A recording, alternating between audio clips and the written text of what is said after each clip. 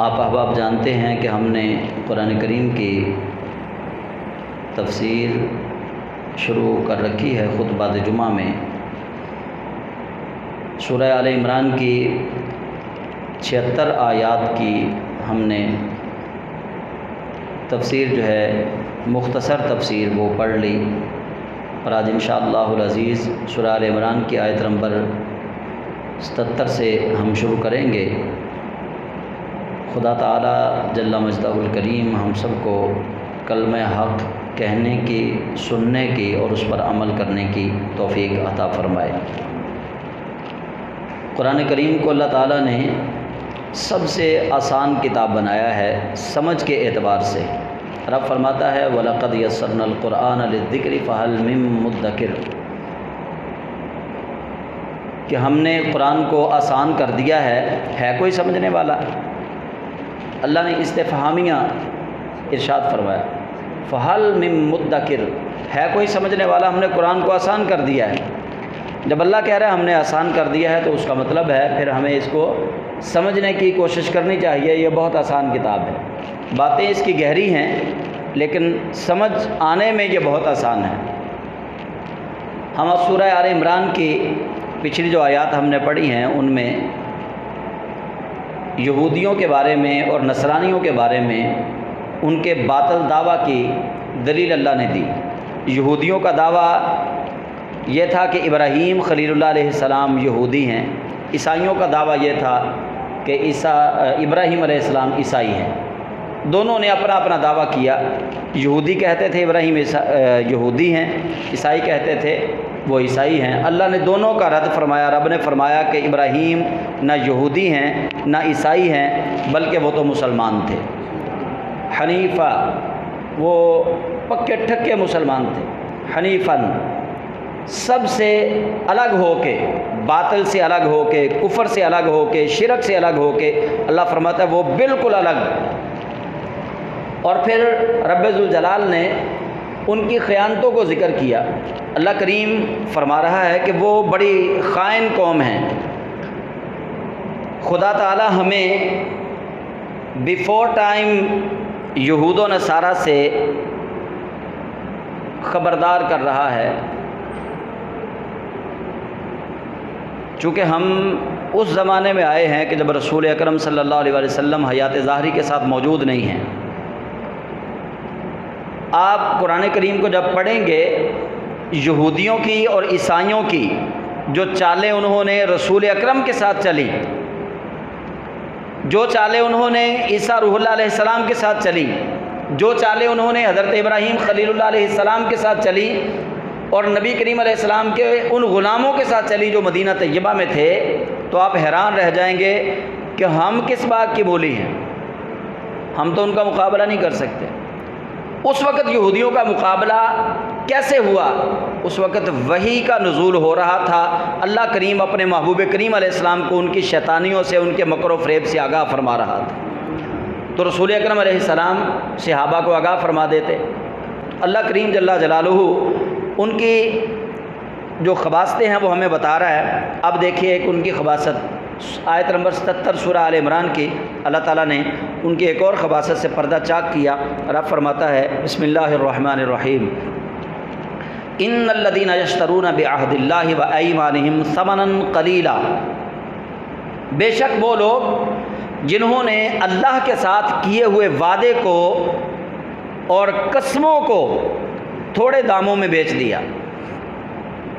اللہ کے ساتھ کیے ہوئے وعدوں کو اور اللہ کے ساتھ اٹھائی ہوئی قسموں کو تھوڑے داموں میں، ذلیل ترین داموں میں بیچ دیا۔ اولئک لا خلاق لہم فی الآخرہ، ان کے لیے اللہ نے آخرت میں حصہ ہی کوئی نہیں رکھا۔ اچھا، یہ آپ نے آیت کا ترجمہ سن لیا۔ یہ آیت جو ہے یہودیوں کے علماء، ان کے بڑے سردار ابو رافع اور کنانہ بن ابی الحقیق اور کعب بن اشرف اور حیج ابن اخطب، ان کی مذمت میں اللہ نے نازل فرمائی۔ یہ بڑے بڑے ان کے وہ سردار تھے کہ پوری دنیا میں جن کے نام کا طوطی بولتا تھا، یہودیوں کے یہ بڑے سردار تھے۔ تو یہ انہوں نے کون سی قسمیں بیچی اپنی، کون سے وعدے بیچے جو اللہ نے مسلمانوں کو بتایا؟ انہوں نے جو اللہ کے ساتھ کیا ہوا وعدہ بیچا ہے نا اپنا، اور اللہ کے ساتھ اٹھائی ہوئی جو قسم بیچی ہے، وہ وعدہ اور قسم یہ تھی کہ ہم وعدہ کرتے ہیں جب وہ نبی آخر الزمان محمد آ جائیں گے ہم پچھلے دین کو چھوڑ کے ان پر ایمان لے کے آئیں گے۔ یہ وعدہ تھا ان کا۔ انہوں نے اس پہ قسم بھی اٹھائی تھی کہ ہم اپنے معبود اللہ کی قسم اٹھا کے کہتے ہیں جب وہ آخری نبی آ جائے گا ہم اس پر ایمان ضرور لے کر آئیں گے۔ لیکن جیسے ہی رسول اکرم صلی اللہ علیہ وسلم تشریف لے کر آئے، ان خبیثوں نے کیا کیا، ان کے پاس جو تورات کا نسخہ تھا نا، جو کتاب تھی، اس کے اوپر جس جگہ پہ نبی کریم علیہ السلام کی شان اقدس لکھی ہوئی تھی، انہوں نے اس کے اوپر سیاہی پھیر دی، اس کو چھپا لیا انہوں نے۔ مسلمان کہتے ہیں بھائی تمہاری تو تورات کے اندر ہمارے نبی صلی اللہ علیہ وسلم کی شان لکھی ہے، تم کیسے منکر ہو سکتے ہو؟ تو وہ کہتے کہ آؤ دیکھو۔ ان کے سامنے وہ تورات کرتے، تورات کے اندر وہ نبی پاک علیہ السلام کی شان جو تھی اس کو انہوں نے مٹایا ہوا تھا، تحریف کرتے تھے، بدلتے تھے۔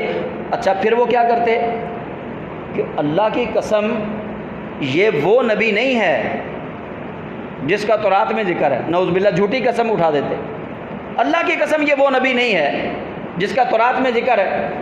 جب انہوں نے ایسے جھوٹی قسمیں اٹھا کے لوگوں کو گمراہ کرنا شروع کیا نا، جھوٹی قسمیں اٹھا کے لوگوں کو گمراہ کرنا شروع کیا، تو اللہ کریم جل جلالہ نے فرمایا ان الذین یشترون بعہد اللہ وایمانہم ثمنا قلیلا اولئک لا خلاق لہم فی الآخرہ۔ رب فرماتا ہے بے شک وہ لوگ جنہوں نے اپنے وعدوں کو اور اپنی قسموں کو تھوڑے داموں میں بیچا، وہ پیسے لیتے تھے، پیسے لے کے نبی کریم علیہ السلام کے خلاف کام کرتے تھے۔ آج بھی یہودیوں کا یہی وتیرہ ہے، آج بھی وہ پیسے لگا رہے ہیں حضور اکرم صلی اللہ علیہ وسلم کی عزت و ناموس کو خراب کرنے کے لیے۔ آج بھی وہ پیسے استعمال کر رہے ہیں، تب بھی وہ پیسے استعمال کرتے تھے۔ اللہ نے فرمایا جو ایسا کرے گا، جو میرے ساتھ کیے ہوئے وعدے کو توڑے گا۔ بعض دفعہ ہم بھی کہہ دیتے ہیں یار میری گل سن، میرا تیرے نال وعدہ، اللہ گواہ اس گل تے، ہم کہہ دیتے ہیں میرا تیرے نال وعدہ ہے، تو میرے پیسے دے دے، اپنے دوواں دے درمیان اللہ گواہ، جے میں تینوں ٹائم سر پیسے نہ دواں تے جناب اے ہو جائے تے اے ہو جائے۔ جو ہم یہ باتیں کرتے ہیں نا، یاد رکھ لیں جب اللہ کو گواہ بنا لیا جاتا ہے تو پھر اللہ کو گواہ بنانے کے بعد جو بندہ وعدہ توڑے، رب فرماتا ہے قیامت والے دن اس کا آخرت میں کوئی حصہ نہیں ہے۔ صرف یہی نہیں، اگلی بات سنیں، رب فرماتا ہے وَلَا يُكَلِّمُهُمُ اللَّهُ وَلَا يَنظُرُ إِلَيْهِمْ، نہ اللہ پھر ان سے کلام کرے گا، نہ اللہ ان کی طرف دیکھے گا۔ اللہ ان سے کلام بھی نہیں کرے گا، اللہ ان کی طرف دیکھے گا بھی نہیں۔ وہ یہودی ہو، وہ عیسائی ہو، وہ مسلمان ہو، جو وعدہ کرے اور توڑ دے، کسی بڑے سے وعدہ کرے توڑ دے، یا وعدے میں اللہ کو گواہ بنائے پھر وعدے کو توڑ دے، یا اللہ کے لیے قسم اٹھائے اور وہ اس قسم کو توڑ دے، یا وہ قسم جھوٹے مال کو بیچنے کے لیے، گندے مال کو بیچنے کے لیے جھوٹی قسم اٹھائے، اس شخص کے لیے بھی یہی اللہ کی طرف سے عذاب ہے۔ رب فرماتا ہے وَلَا يُكَلِّمُهُمُ اللَّهُ، اللہ قیامت کے دن اس کے ساتھ کلام بھی نہیں کرے گا، وَلَا يَنظُرُ إِلَيْهِمْ، اور اللہ قیامت کے دن اپنی نظر رحمت بھی اس کی طرف نہیں فرمائے گا، سائڈ پہ کر دیا جائے گا اس کو۔ وَلَا يُزَكِّيهِمْ، اور نہ اس کو پاک کیا جائے گا، یعنی اس کی توبہ بھی قبول نہیں کی جائے گی۔ اتنا سخت گناہ ہے۔ اس آیت میں سب سے پہلے نمبر پہ آئیں گے علماء، مولوی جن کو ہم کہتے ہیں، یا پیر جن کو ہم کہتے ہیں، سب سے پہلے وہ آئیں گے، کیونکہ عام لوگ جو ہیں نا، جیسے آپ لوگ ہیں، سادہ لوگ، عام لوگ سمجھتے ہیں کہ مولوی جو ممبر رسول پہ بیٹھا ہے یہ ہمیں سچی بات بتائے گا، جھوٹی بات نہیں بتائے گا۔ عام بندہ یہ سمجھتا ہے کہ پیر صاحب ہمیں سچی بات بتائیں گے، پیر صاحب جھوٹی بات ہمیں نہیں بتائیں گے۔ عام بندہ مولویوں پہ اور پیروں پہ بھروسہ کرتا ہے، لیکن اگر مولوی اور پیر اللہ کے دین کے ساتھ غداری کریں، اللہ کے دین میں جھوٹ کو مکس کر کے لوگوں کو بتائیں، رب فرماتا ہے ان الذین یشترون بعہد اللہ وایمانہم ثمنا قلیلا اولئک لا خلاق لهم فی الآخرہ ولا یکلمہم اللہ ولا ینظر الیہم۔ رب فرماتا ہے پھر ایسے مولویوں اور پیروں سے، چاہے وہ اسلام کے ساتھ تعلق رکھتے ہوں، چاہے وہ یہودیت کے ساتھ تعلق رکھتے ہوں، چاہے وہ عیسائیت کے ساتھ تعلق رکھتے ہوں، وہ جس بھی مذہب سے تعلق رکھتے ہوں، شرط یہ ہے کہ ان کے پاس دین کا علم ہو، اور اگر وہ اس دین کے علم میں جھوٹ کی ملاوٹ کر کے فروخت کریں گے لوگوں کو، رب فرماتا ہے میں قیامت والے دن نہ ان سے کلام کروں گا، نہ ان کی طرف دیکھوں گا، نہ انہیں پاکیزہ کروں گا۔ یہ بات چھوٹی بات نہیں ہے۔ ہمارے ہاں بچے سے ماں باپ جب ناراض ہوتے ہیں نا تو والد اکثر کہہ دیتا ہے کہ چل دفعہ ہو جا، آج تو بعد میرے نہ کلام نہیں کرنا تو، ایسے ہی ہوتا ہے نا، آج تو بعد میری آنکھاں دے سامنے نہیں ہونا تو۔ یہ ہمارا غضب ناک ہونے کا ہمارا اپنا سٹائل ہے، ہماری اپنی ایک سائیکی ہے، لیکن آپ دیکھیے فطرت کے تقاضے کتنے اٹیچ ہو رہے ہیں۔ فطرت جو ہے وہ کتنی وابستگی رکھتی ہے ایک بندے کی اللہ وحدہ لا شریک کے ساتھ، کہ رب تعالیٰ جل جلالہ ہمیں بات سمجھا رہا ہے، اسی پیرائے میں اللہ ہمیں بات سمجھا رہا ہے جس پیرائے میں ہم سمجھتے ہیں۔ ہم بھی یہی کہتے ہیں دفعہ ہو جا، تیری کوئی وضاحت میں نہیں مننی۔ بچے سے ماں باپ ناراض ہو جائیں، آج کے بعد میں تیرے ساتھ کلام نہیں کروں گا، آج کے بعد تیری طرف میں نظر اٹھا کے بھی نہیں دیکھوں گا، اور تو نے آج کے بعد میری نظروں کے سامنے بھی نہیں آنا۔ ہم بھی یہی کہتے ہیں۔ اللہ کریم جل جلالہ نے وہی اسلوب اپنایا، وہی طرز تکلم اپنایا، وہی باتیں اللہ وحدہ لا شریک نے قرآن کریم میں مذکور فرما کے ہمیں سمجھا دیا ہے کہ یہ تمہیں تو تمہارا ماں باپ اپنی نظروں سے دور کر دینا تو تم کسی کھاتے کے نہیں رہتے۔ رسول اکرم صلی اللہ علیہ وسلم نے واضح طور پہ فرما دیا ہے کہ تیرے ماں باپ تیرے لیے جنت بھی ہیں، تیرے ماں باپ تیرے لیے جہنم بھی ہیں۔ اگر تو نے ان کو راضی کر لیا اللہ تجھے جنت دے گا، اگر تو نے ناراض کر لیا اللہ تجھے جہنم دے گا۔ تو جو ماں باپ کی نظروں سے دور ہٹ جائے، ماں باپ جس کو اپنی نظروں سے دور ہٹا دیں وہ جہنمی ہے، ماں باپ جس سے کلام کرنا چھوڑ دیں وہ جہنمی ہے۔ تو جس سے اللہ کلام نہ کرے، جس کو اللہ اپنی نظروں سے گرا دے، جس کو اللہ اپنی نظر رحمت سے محروم کر دے، اسے تو کوئی پوچھنے والا نہیں ہوگا۔ اسی لیے رب فرماتا ہے وَلَا يُزَكِّيهِمْ، پھر اسے پاک نہیں کیا جائے گا، اس کی کوئی وضاحت نہیں قبول کی جائے گی، اس کی کوئی توبہ نہیں قبول کی جائے گی۔ کیوں؟ اس نے اللہ کو دھوکہ دینے کی کوشش کی۔ تو جو اللہ کو دھوکہ دینے کی کوشش کرے، رب فرماتا ہے پھر اس پہ کرم نہیں ہوگا۔ ہوگا کیا؟ اللہ فرماتا ہے وَلَهُمْ عَذَابٌ عَلِيمٌ، پھر اس کے لیے دردناک عذاب ہوگا۔ تو یہ اس آیت قرآنی سے ہمیں یہ بھی سبق ملا کہ جب ہم وعدہ کسی سے کریں اس کو پورا کریں، یا ہم سے کسی بزرگ نے وعدہ لیا اسلام پر، وعدہ غیر اسلامی نہ ہو، یا جو وعدہ ہم سے رسول اکرم صلی اللہ علیہ وسلم نے لیا وہ وعدہ، یا وہ قسم جو ہم اللہ کے لیے اٹھا لیں وہ قسم، جب اٹھائیں تو پھر اس کو پورا کریں، یا پھر اس مسلمان کو سامنے بٹھا کے اس سے معافی مانگیں کہ میں نے جھوٹی قسم اٹھائی ہے، اس کو بتا دیں، یا پھر اللہ سے معافی مانگیں اس کو سامنے بٹھا کے کہ یار تو بھی گواہ رہنا میں نے جھوٹی قسم اٹھائی تھی، میں اللہ سے معافی مانگ رہا ہوں، تاکہ دونوں طرف پتہ چل جائے۔ پھر اللہ کریم جل جلالہ یہودیوں کی ایک اور خباثت اللہ بتا رہا ہے۔ اللہ فرماتا ہے وَإِنَّ مِنْهُمْ لَفَرِيقًا يَلْوُونَ أَلْسِنَتَهُمْ بِالْكِتَابِ، اور بے شک یہودیوں میں سے ایک گروہ ایسا ہے، وَإِنَّ مِنْهُمْ لَفَرِيقًا، ان میں سے ایک گروہ ایسا ہے، یلوون، وہ مروڑتے ہیں، ٹیڑھی کرتے ہیں، السنتہم، اپنی زبان کو، بالکتاب، کتاب کے متعلق، یعنی قرآن کریم میں جو چیزیں مذکور ہیں اگر میں ان چیزوں کو آپ احباب کے سامنے صاف صاف نہیں نہ بتاؤں گا، قرآن پاک میں آیا ہے کہ تم نماز کے قریب نہ جاؤ وَأَنْتُمْ سُكَارَىٰ، جب تم نشے کی حالت میں ہوتے ہو۔ اگر میں آپ لوگوں کو یہ بتاؤں کہ قرآن پاک میں آیا کہ نماز کے قریب نہیں جانا، نماز کے قریب نہیں جانا، نماز کے قریب نہیں جانا، قرآن پاک میں لکھا ہے نماز کے قریب نہیں جانا۔ اگر میں یہی بتاتا رہوں، اگلی بات نہ بتاؤں، تو گویا میں اپنی زبان کو ٹیڑھی کر رہا ہوں، میں آپ کو حق بات نہیں بتا رہا۔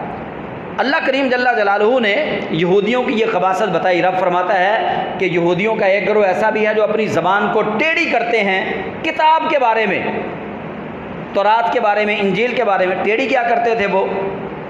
آپ دیکھیے وہ ٹیڑھی کیا کرتے تھے زبان۔ یہ ان مولویوں کے لیے بہت بڑی سبق آموز بات ہے۔ اللہ سے تو وہ یہودی برداشت نہیں، اللہ کو وہ یہودی برداشت نہیں جو اس کے محبوب کی شان کو چھپائے، اللہ کو وہ عیسائی پسند نہیں، اللہ اس عیسائی کو، اس یہودی کو برداشت ہی نہیں کرتا جو اس کے محبوب محمد کی شان کو چھپائے۔ اللہ اس مولوی اور پیر کو کیسے پسند کرے گا جو مصطفیٰ کا کلمہ بھی پڑھے اور مصطفیٰ کی شان کو چھپاتا بھی پھرے؟ اللہ کبھی اس کو پسند نہیں کرے گا۔ اللہ نے تو یہودیوں کے جو علماء تھے، ان کے جو بڑے بڑے احبار تھے، ان کے جو صوفی اور درویش کہلوانے والے لوگ تھے، اللہ نے ان کو یہاں پہ تنبیہ کی ہے، ان کے بارے میں مذمت کی ہے۔ رب فرماتا ہے کہ وہ ایسے کمینے لوگ تھے کہ میرے محبوب محمد کی شان کو چھپاتے تھے۔ وَإِنَّ مِنْهُمْ لَفَرِيقًا يَلْوُونَ أَلْسِنَتَهُمْ بِالْكِتَابِ لِتَحْسَبُوهُ مِنَ الْكِتَابِ، وہ کتاب کو یوں لوگوں کے سامنے گڑمڑ کر کے پیش کرتے تھے، لِتَحْسَبُوهُ مِنَ الْكِتَابِ، تاکہ تم یہ گمان کرو کہ یہ کتاب ہی ہے۔ اب میں آپ لوگوں سے بیان کر رہا ہوں، جو چند لوگ پڑھے لکھے بیٹھے ہیں وہ عربی کو سمجھتے ہوں گے، چلے ان کو تو پتہ چل جائے گا، لیکن جو عام لوگ ہیں انہیں تو پتہ نہیں چلے گا۔ اگر میں کسی کو کہوں گا کہ تعال ہنا کلم، اور میں قرآن پاک میرے سامنے کھلا ہو، میں دیکھ قرآن پاک کی طرف رہا ہوں، تو میں عربی کے اندر گفتگو کر رہا ہوں، عام بندہ یہی سمجھے گا کہ مولوی صاحب قرآن پاک پڑھ رہے تھے۔ اس کو تو نہیں نا پتہ چلنا کہ یہ عربی کے الفاظ اپنی طرف سے انہوں نے بیچ میں ڈال دیے ہیں۔ حاجی فیض صاحب آپ کو تو پتہ چل جائے گا عربی میں جب کلام کیا جائے گا، جو بندہ عربی بولتا ہے، عربی سمجھتا ہے، آپ کو بھی پتہ چل جائے گا۔ لیکن عام بندے کو یہی لگے گا کہ میں نے قرآن پاک سامنے کھولا ہوا ہے، عربی کا جو لفظ میں ادھر دیکھ کے بولوں گا، عام بندہ سمجھے گا کہ مولوی صاحب بیٹھے قرآن پاک پڑھ رہے ہیں، یہ قرآن میں ہی لکھا ہوگا۔ لیکن اللہ وحدہ لا شریک جل جلالہ ان یہودیوں کے متعلق فرما رہا ہے، وہ کیا کرتے تھے؟ کہتے دیکھو جی کتاب میرے سامنے تورات، یہ انجیل بھی میرے سامنے ہے، اس میں کہیں نہیں لکھا ہوا کہ محمد صلی اللہ علیہ وسلم اللہ کے آخری نبی ہیں، اس میں کہیں نہیں لکھا ہوا کہ یہی ہے وہ آخری نبی جو مدینہ طیبہ ہجرت کر کے آئیں گے، اس میں کہیں نہیں لکھا ہوا۔ وہ اپنی طرف سے جب گڑمڑ کر رہے تھے کتاب کو، اللہ کریم جل جلالہ نے ان کی اس خباثت کو بھی سامنے رکھا۔ رب فرماتا ہے او مسلمانوں، کبھی یہودیوں کو ایماندار نہ کہنا، کبھی عیسائیوں کو ایماندار نہ سمجھنا، تم جنہیں ایماندار سمجھتے ہو میں ان کی خباثتیں تمہیں بتا رہا ہوں۔ وہ دنیاوی معاملات میں جتنے مرضی اچھے ہو جائیں، لیکن وہ تمہارے دوست کبھی نہیں ہو سکتے، کیونکہ انہوں نے میرے محبوب محمد سے بے وفائی کی ہے۔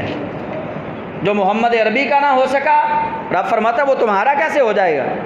جو تمہارے نبی کا نہ بن سکا، قریب زمانہ تھا نا، اس وقت تو تورات بھی تھی، اس وقت تو انجیل بھی تھی، اب تو تورات بھی ختم ہو گئی، اب تو انجیل بھی ختم ہو گئی، لیکن جب رسول اکرم صلی اللہ علیہ وسلم مبعوث ہوئے تب تو تورات کے نسخے موجود تھے، تب تو انجیل کے نسخے موجود تھے۔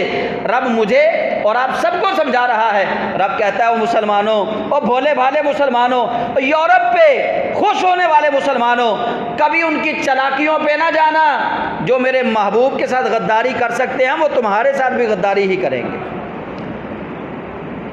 جنہوں نے ان کو نہیں پہچانا، کتاب میں صاف لکھا ہوا تھا کہ وہ جو آخر میں آئیں گے ان کا نام احمد ہوگا، وہ جو آخر میں آئیں گے وہ مکہ کو چھوڑ کے مدینہ آئیں گے، وہ جو آخر میں آئیں گے ان کی زلفیں ہوں گی، وہ جو آخر میں آئیں گے 14ویں کے چاند کی طرح ان کا چمکتا چہرہ ہوگا، وہ جو آخر میں آئیں گے وہ اشارہ کریں گے چاند 2 ٹکڑے ہوگا، وہ جو آخر میں آئیں گے وہ اشارہ کریں گے پتھر پانی پہ تیر کر ان کے قدموں میں آ جائے گا، وہ اشارہ کریں گے پتھر کلمہ پڑھیں گے، وہ اشارہ کریں گے درخت چل کے ان کے قدموں میں آئیں گے۔ تورات کے اندر بھی لکھا تھا، انجیل کے اندر بھی لکھا تھا، اس کے باوجود وہ مکر گئے، لوگوں کے سامنے کیا کہتے تھے کہ نہیں نہیں بھائی تورات میں تو کچھ نہیں لکھا ہوا، انجیل میں تو کچھ نہیں لکھا ہوا۔ اللہ نے ان کی خباثتیں گن گن کے چن چن کے قرآن میں ذکر کی ہیں تاکہ مسلمان کو پتہ چلے کہ جو یہودی محمد کا وفادار نہیں ہے وہ مسلمان تیرا بھی وفادار نہیں ہے۔ یہ مت خیال کرنا کہ وہ تم سے محبت کرے گا، نہیں، کبھی نہیں محبت کر سکتا۔ وہ تمہارے ساتھ دغا کرے گا، وہ تمہارے ساتھ فراڈ کرے گا، فریب کرے گا، تمہیں وہ اپنی ملمہ کاری میں جھانسا دینے کے لیے پھنسانے کی کوشش کرے گا۔ اس نے اپنے اوپر جو خول چڑھایا ہوا ہے نا، وہ خول سونے کا، اس کو مت سمجھنا کہ یہ سونا ہے، وہ سونا نہیں ہے، وہ تو مٹی سے بھی بدترین ہے۔ تو رب فرماتا ہے وہ اپنی زبانوں کو ٹیڑھے کر دیں، مطلب کچھ ہوتا ہے قرآن کتاب کا، لیکن وہ غلط مطلب لوگوں کو بتاتے ہیں کتاب کا، تاکہ لوگ یہ سمجھیں کہ یہ کتاب سے پڑھ رہا ہے۔ وما ہوا من الکتاب، حالانکہ وہ کتاب میں سے نہیں ہے جو وہ لوگوں کو مطلب بتا رہے ہیں۔ ایک بزرگ تھے سید عبدالعزیز دباغ رحمۃ اللہ علیہ، یہ نابینا تھے آنکھوں سے، اکثر لوگ ان کو آزمانے کے لیے آ جاتے حضرت عبدالعزیز دباغ رحمۃ اللہ علیہ کو۔ یہ محدث تھے، بہت بڑے قرآن کے حافظ تھے، حدیثیں بھی بڑی یاد تھیں ان کو۔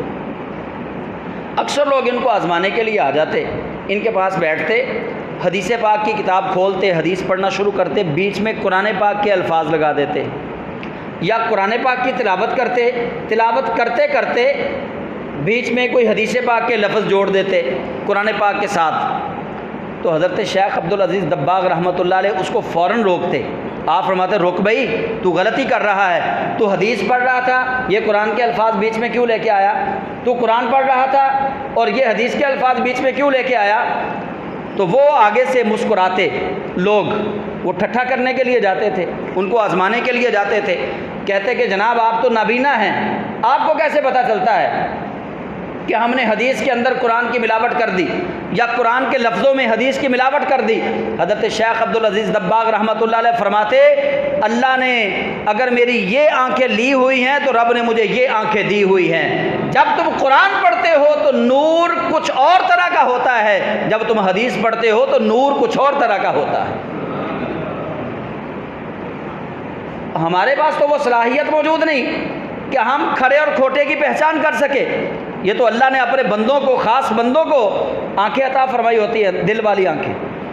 لیکن وہ یہودی جو ہیں وہ یہ کام کرتے تھے۔ کیوں کرتے تھے؟ لِتَحْسَبُوهُ مِنَ الْكِتَابِ، تاکہ لوگ یہ سمجھیں کہ یہ تورات کی باتیں کر رہا ہے، یہ انجیل کی باتیں کر رہا ہے۔ وَيَقُولُونَ هُوَ مِنْ عِنْدِ اللَّهِ، اور وہ لوگوں سے کہتے کہ یہ جو میں بیان کر رہا ہوں یہ اللہ کی طرف سے ہے، یہ اللہ کی طرف سے ہے۔ وما ہوا من عند اللہ، اللہ فرماتا ہے حالانکہ وہ اللہ کی طرف سے نہیں ہوتا تھا۔ وَيَقُولُونَ عَلَى اللَّهِ الْكَذِبَ وَهُمْ يَعْلَمُونَ، رب فرماتا ہے کہ وہ اللہ پر جھوٹی بات کہتے تھے حالانکہ وہ جانتے تھے، اللہ پر وہ جھوٹ گھڑتے تھے، جھوٹ بولتے تھے۔ اب آپ مجھے یہ بتائیں، نعوذ باللہ، نقل کفر نہ باشد، نہ میں خدا ہوں نہ آپ میں سے کوئی خدا ہے، ہم تو خدا نہیں ہیں نا، ہم تو خدا کے بندے ہیں، اللہ کی عبادت کرنے والے لوگ ہیں۔ آپ میں سے اگر کوئی میرے بارے میں جھوٹی بات کہے، میں اس کو پیار کی نظروں سے دیکھوں گا؟ یا آپ کے بارے میں کوئی جھوٹی بات کہہ دوں، آپ مجھے پیار کی نظروں سے دیکھیں گے؟ آپ کہیں گے بڑا بے ایمان بندہ ہے، یہ تو بڑا فراڈیا بندہ ہے، اس نے میرے بارے میں یہ جھوٹی بات کہہ دی۔ مطلب ہمارا غصہ آسمان پر ہوگا اگر ہمیں پتہ چل جائے کہ کسی بندے نے ہمارے اوپر تہمت لگائی ہے، جھوٹی بات کی ہے، ہمارا غصہ آسمان پہ ہوگا۔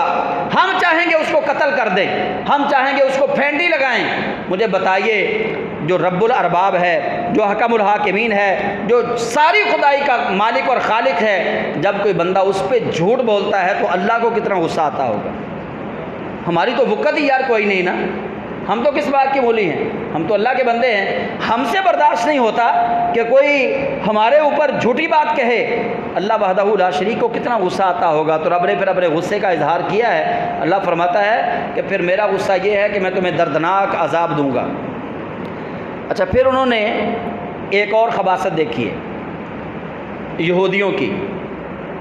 ان کے دو مولوی ایک کا نام تھا ابو رافع، ایک کا نام تھا سید نصرانی۔ یہ یہودیوں کے دو مولوی تھے، ان کے دو عالم۔ یہ نبی کریم صلی اللہ علیہ وسلم کے پاس آئے، آ کر کہنے لگے کیا محمد صلی اللہ علیہ وسلم آپ چاہتے ہیں کہ ہم آپ کی عبادت کریں؟ آپ چاہتے ہیں کہ ہم آپ کی عبادت کریں، آپ کو معبود بنائیں؟ نبی کریم صلی اللہ علیہ وسلم نے فرمایا نعوذ باللہ من ذالک، میں ایسا کب چاہتا ہوں، اللہ کی پناہ، میں تو اللہ کا بندہ ہوں، میں تو خود اللہ کی عبادت کرنے کے لیے آیا ہوں۔ معبود تو بس ایک معبود ہے جو اللہ ہے، میں اللہ کا بندہ ہوں، اللہ کی عبادت کرنے کے لیے آیا ہوں، میں نہیں چاہتا کہ تم میری عبادت کرو۔ جب انہوں نے یہ کہا نا، ان کے ساتھ ہی ایک اور ٹولہ تھا، وہ قسمیں اٹھا رہے تھے کہ ہماری کتاب تورات میں آیا ہے، انجیل میں آیا ہے، ہم اللہ کی قسم اٹھاتے ہیں کہ کتاب میں لکھا ہے کہ عیسیٰ کو اللہ مانیں، عیسیٰ کو معبود مانیں۔ ایک گروہ یہ تھا۔ اللہ تعالیٰ نے دونوں گروہوں کا رد کیا۔ رب نے قرآن کی آیت نازل فرمائی، اللہ فرماتا ہے ما کان لبشر ان یؤتیہ اللہ الکتاب والحکم والنبوہ، کسی بشر میں یہ کمال اللہ نے پیدا ہی نہیں کیا کہ اس کو عطا کی جائے نبوت، کتاب اور حکمت، کہ اس کو کتاب عطا کی جائے، یعنی اس کو نبی بنا دیا جائے یا رسول مبعوث کر دیا جائے۔ ایسا بشر جس کو اللہ کریم کتاب دے کر، نبوت دے کر، رسالت دے کر سرفراز فرمائے۔ ما کان لبشر، کسی بشر کا یہ حق ہے ہی نہیں، کسی کی یہ شان ہی نہیں ہے کہ اللہ کریم اس کو کتاب اور حکمت اور نبوت دے۔ ثم یقول للناس کونوا عبادا لی، وہ نبوت لے کے لوگوں سے یہ کہے کہ میرے بندے بن جاؤ۔ ایسا کوئی نبی نہیں ہے، ایسا کوئی نبی نہیں جو نبوت، کتاب اور حکمت لے کے لوگوں سے کہے کہ میرے بندے بن جاؤ اللہ کو چھوڑ کر۔ اللہ فرماتا ہے ایسا کوئی نبی کائنات میں میں نے بھیجا ہی نہیں جو اپنی عبادت کی تعلیم دیتا ہوں۔ کسی نبی نے اپنی عبادت کی تعلیم نہیں دی۔ ثم یقول للناس کونوا عبادا لی من دون اللہ، کہ وہ نبی کہے کہ تم میرے بندے بن جاؤ اللہ کو چھوڑ کے۔ ولیکن، لیکن جتنے بھی میں نے نبی بھیجے ہیں وہ ایک ہی تعلیم دینے کے لیے آئے ہیں۔ ان کی تعلیم کیا تھی؟ ولیکن کونوا ربانیین بما کنتم تعلمون الکتاب وبما کنتم تدرسون۔ جتنے بھی نبی بھیجے اللہ فرماتا ہے ان کی ایک ہی تعلیم تھی، وہ تمہیں یہی کہتے ہیں کہ ربانیین بن جاؤ، ربانی بن جاؤ، رب والے بن جاؤ۔ وہ تمہیں یہی کہتا ہے۔ ہر نبی جس کو میں نے بھیجا اللہ فرماتا ہے وہ تمہیں ایک ہی تعلیم دیتا ہے کہ رب والے بن جاؤ۔ عالم ربانی آپ نے لفظ سنا ہوگا۔ اس آیت کا مصداق جو ہے وہ یہ ہے کہ اللہ کریم جل جلالہ فرماتا ہے جتنے نبی میں نے بھیجے ہیں انہوں نے اپنی امت سے یہی کہا ہے کہ تم عالم ربانی بنو، یعنی اللہ کو ایسے جاننے والے بن جاؤ کہ رب کے سوا کسی اور کو نہ جانو نہ پہچانو، اللہ کے سوا کسی اور میں مستغرق ہی نہ ہو، ایسے بن جاؤ کہ بس اللہ کے ہو کے رہو۔ ولیکن کونوا ربانیین، بس ربانیین بن جاؤ۔ عالم ربانی کون ہوتا ہے؟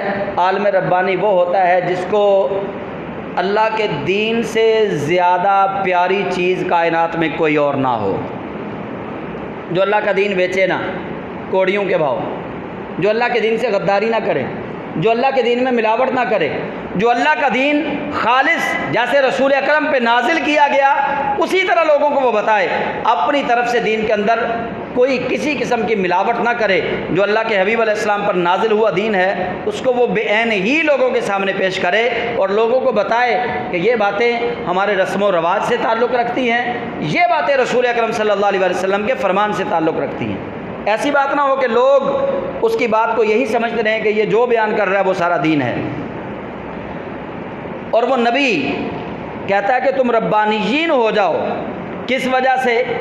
بما کنتم تعلمون الکتابہ، اس سبب سے کہ تم کتاب سکھاتے ہو، اس وجہ سے تم ربانیین ہو جاؤ کہ تم کتاب سکھاتے ہو، وبما کنتم تدرسون، اور اس وجہ سے کہ تم درس دیتے ہو۔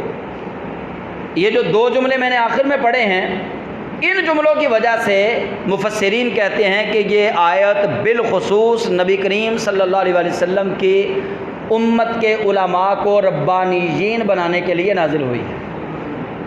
انہیں کہا گیا ہے کہ بما کنتم تعلمون الکتاب، اس لیے ربانیین بن جاؤ کہ تم اللہ کی کتاب کی تعلیم دیتے ہو، وبما کنتم تدرسون، اس لیے تم ربانیین بن جاؤ کہ تم اللہ کی کتاب سے لوگوں کو درس دیتے ہو۔ ولا یأمرکم ان تتخذوا الملائکۃ والنبیین اربابا، اور نہ وہ جو نبی ہے نا جس کو اللہ نے نبی بنایا، جتنے بھی نبی آئے، اور نہ وہ تمہیں یہ حکم دیتا ہے کہ تم فرشتوں اور پیغمبروں کو خدا ٹھہرا لو۔ حضرت یحییٰ کو خدا مانا ان کی قوم نے، حضرت موسیٰ کو خدا مانا ان کی قوم نے، حضرت عزیر کو خدا مانا ان کی قوم نے، حضرت موسیٰ عیسیٰ روح اللہ کو خدا مانا ان کی قوم نے، حضرت مریم کو اللہ کی بیٹی مانا ان کی قوم نے، اور یہودیوں کا ایک گروہ وہ تھا جو فرشتوں کو اللہ کی بیٹیاں مانتا تھا۔ یہ جو کعبہ میں لات، نام سنا ہے آپ نے؟ لات، منات، عزا، یہ وہ فرشتوں کو اللہ کی بیٹیاں سمجھتے تھے۔ یہ لات بھی مؤنث ہے، منات بھی مؤنث ہے، عزا بھی مؤنث ہے، یہ ان کو دیویاں سمجھتے تھے۔ فرشتوں کو وہ اللہ کی بیٹیاں سمجھتے تھے، ان کو خدائی درجہ دیتے تھے۔ اللہ کریم نے یہاں ان کا رد کر دیا، جو فرشتوں کو خدا مانتے تھے ان کا بھی رد کر دیا، جو نبیوں کو خدا مانتے تھے۔ رب فرماتا ہے جو بھی نبی آتا ہے وہ تمہیں اس بات کا حکم نہیں دیتا کہ تم فرشتوں کو خدا مانو یا نبیوں کو خدا مانو۔ اَیَأْمُرُکُم بِالْکُفْرِ بَعْدَ اِذْ أَنْتُم مُسْلِمُونَ، کیا وہ نبی جنہیں اللہ نے کتاب و حکمت دے کر بھیجا ہے وہ تمہیں اسلام قبول کرنے کے بعد کفر کی تعلیم دیں گے؟ یہ اللہ سوال کر رہا ہے، اَیَأْمُرُکُم، کیا وہ نبی تمہیں حکم دیں گے بالکفر، کفر کا، بعد اذا انتم مسلمون، اس کے بعد کہ تم مسلمان ہو چکے ہو، پھر وہ نبی تمہیں بھلا کیسے یہ حکم دے سکتے ہیں کہ تم اللہ کو چھوڑ کے ان نبیوں کی عبادت کرنا شروع کر دو؟ پھر وہ نبی تمہیں کیسے حکم دے سکتے ہیں کہ تم اللہ کو چھوڑ کے فرشتوں کی عبادت شروع کر دو؟ پھر وہ نبی تمہیں کیسے حکم دے سکتے ہیں کہ تم اللہ کو چھوڑ کر کسی اور کی عبادت کرو؟ وہ جتنے بھی نبی آئے ہیں وہ سارے کے سارے تمہیں اللہ کے بندہ بنانے کے لیے آئے ہیں کہ تم اللہ کے بندے بنو۔